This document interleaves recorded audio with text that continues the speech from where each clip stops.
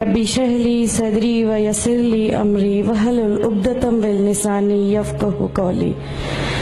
الحمدللہ، میں راحلہ سلیم ڈاکٹر محمد سلیم کی وائف ہوں۔ الحمدللہ ہم لوگ بھوپال سے بلونگ کرتے ہیں۔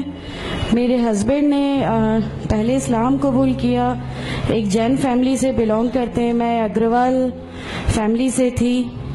میرا پرانا نام مانسی اگروال تھا، اور میرے ہسبینڈ نے جب اسلام قبول کیا تو میرے لیے میری لائف کا بہت ایک شاکنگ انسیڈنٹ تھا۔ میں نے فرسٹ ٹائم کسی کو پہلی بار دیکھے، میں نے کسی کو نماز پڑھتے ہوئے دیکھا۔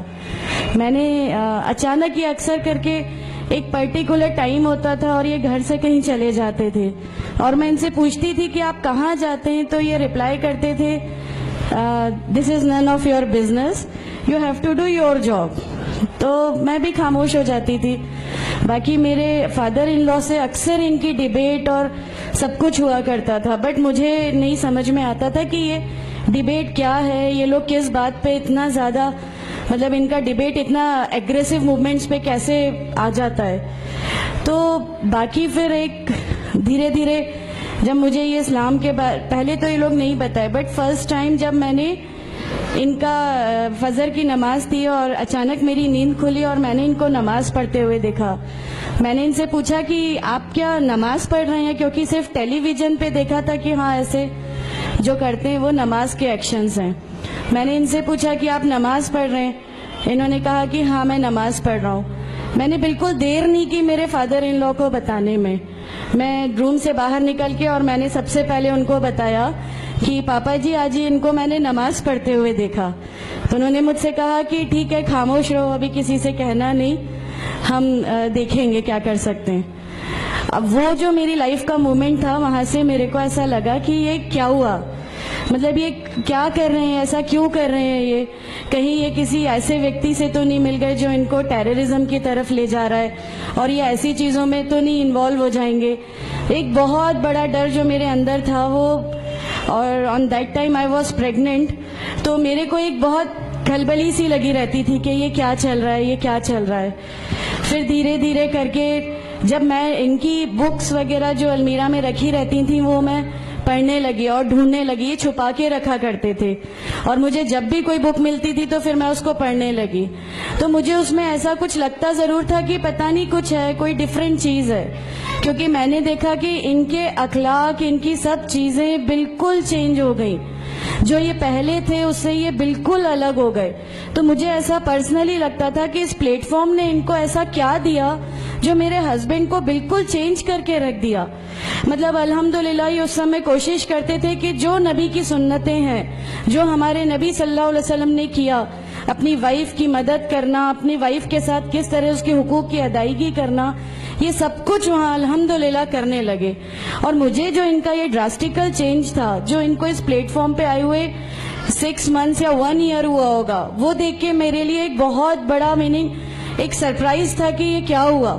پھر اس کے بعد مجھے لگا کہ نہیں، میں بھی اب اس کو جانتی ہوں، میں بھی اب پڑھوں گی، اور پھر میں اپنے فادر ان لا اور ان کی ڈیبیٹ سننے لگی۔ تو جینزم میں گاڈ کانسیپٹ ہے ہی نہیں۔ ہر وہ ویکتی جو بہت زیادہ علم حاصل کر لیتا ہے، بہت زیادہ نالج حاصل کر لیتا ہے، تو وہ ایک لمٹ پر آ کر نعوذ باللہ گاڈ کا وہ مقام حاصل کر لیتا ہے، اور لوگ اسی کی پھر پوجا کرنے لگتے ہیں، اسی کی ورشپ کرنے لگتے ہیں۔ تو میرے دماغ میں اگروال فیملی سے تھی، تو میرے دماغ میں تھا کہ نہیں، ہمارے جو بھگوان ہیں وہ 3-4 ہاتھ والے ہیں، ان کا کیا ایک ہی گاڈ ہے جس کو جا کے آپ کو پوجنا ہے؟ تو نہیں، میں ان سے تو کچھ نہیں مانگوں گی، 3-4 ہاتھ والے بھگوان ہی ہوتے ہیں، یہ نہیں کچھ وہ ایسا رکھتے۔ تو وہاں سے ایک تھوڑا سا ڈسٹریکشن میرے کو گاڈ کانسیپٹ کا آیا، اور ایشور ہے جو اس دنیا کو چلا رہا ہے، یہ ہمیشہ میرے ایک ذہن میں رہتا تھا۔ تو مجھے میرے فادر ان لا کہیں نہ کہیں اس پلیٹ فارم پہ آ کے غلط لگنے لگے کہ نہیں، یہ جو کہہ رہے ہیں وہ صحیح ہے، اور ان کی جو ڈیبیٹ ہے اس کا اینڈ جو ہے وہ یہ صحیح ہے۔ پھر دھیرے دھیرے کر کے مجھے ان کی چیزوں پہ یقین آنے لگا الحمدللہ۔ پھر ہمارے ایک فیملی فرینڈ ہیں، ان کے یہاں یہ مجھے لے گئے۔ وہاں پر کسی نے مجھ سے کہا کہ میں بہت بزرگ ہو چکا ہوں، کلیم صدیقی صاحب ہیں، مجھے ان کا نام دھیان نہیں ہے اچھے سے، بٹ انہوں نے مجھ سے کہا بیٹا میں بہت بزرگ ہو چکا ہوں, میں چاہتا ہوں تم کلمہ پڑھ لو, میری زندگی رہے نہ رہے, میں آپ سے ملوں نہ ملوں, تو آپ کلمہ پڑھ لو. تو الحمدللہ میں نے کلمہ پڑھ لیا. کلمہ پڑھنے کے بعد بھی جب ہم گھر لوٹ رہے تھے تو میں نے ان سے کہا کہ میں نے صرف ابھی کلمہ پڑھا, ابھی آپ یہ مت سمجھیے گا کہ میرے کو سب سمجھ میں آ گیا اور میں اس چیز کو مان لوں گی. انہوں نے کہا نہیں, تمہاری مرضی, کسی میں کوئی فورس نہیں ہے.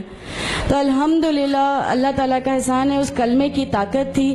اور یہ ہمیشہ کہتے تھے تمہیں کوئی دعا مانگنی ہے تو تہجد میں مانگا کرو. تہجد کا جو ٹائم ہوتا ہے وہ بہت قیمتی ہوتا ہے اور اس میں اللہ تعالیٰ سب کی دعائیں قبول کرتا ہے.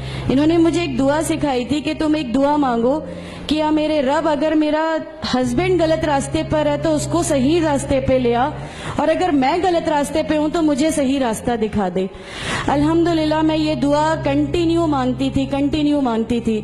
ایک بار میری نیند الحمدللہ تہجد میں کھلی اور بس میں نارمل جیسے ایک دھیان کرتے ہیں ویسا میں بیٹھ گئی اور اپنے آپ اچانک دل چاہا کہ بس سجدہ کروں. میری زندگی کا وہ پہلا سجدہ تھا اور اس بہت لمبا سجدہ تھا, اور اس سجدے میں نے میرے رب سے کیا کیا مانگ لیا مجھے بھی نہیں یاد ہے.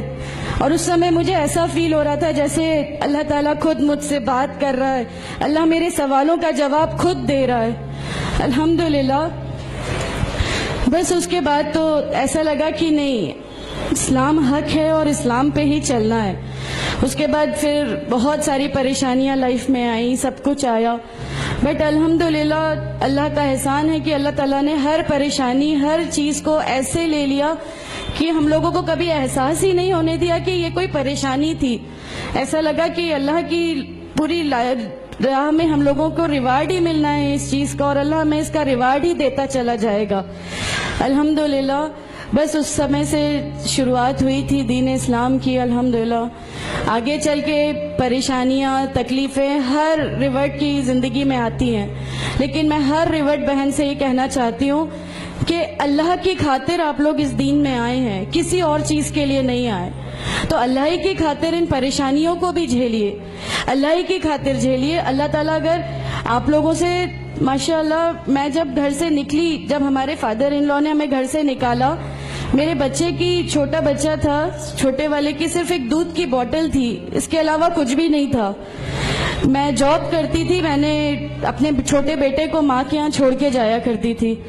میرے ممی پاپا بہت زیادہ ہم لوگوں سے ڈیٹیچ نہیں ہوئے تھے, ایک محبت تھی ان کو ہم سے, تو اس محبت کے کارن ان لوگوں نے کبھی ہمارا اس لیول تک اپوز نہیں کیا جو ان لاز کی طرف سے آیا.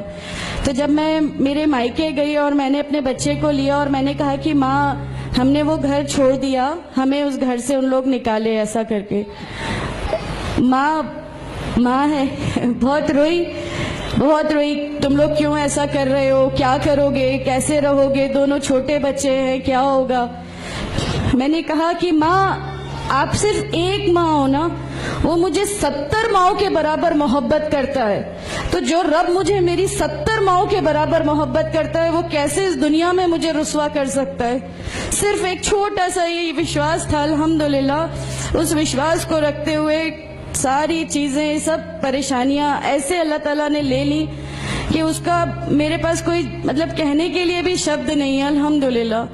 اور میں آپ لوگوں سے سب سے گزارش کرتی ہوں, اور اگر اللہ نے مجھے آپ لوگوں کی ایک ایسی بہن بنا دیا جو آپ کی پریشانیاں, آپ کی ہر اس میں, ہمارا گھر, ہماری سب کچھ الحمدللہ آپ کے لیے ہے, کیونکہ ہم لوگ ٹھان کے بیٹھے ہیں ہمارا جینا مرنا, ہماری نمازیں, ہمارا سب کچھ صرف اللہ کے لیے ہے, اور یہی لے کے ہم کو جانا ہے. کوئی جواب ہمیں نہیں ملے گی. السلام علیکم ورحمۃ اللہ وبرکاتہ.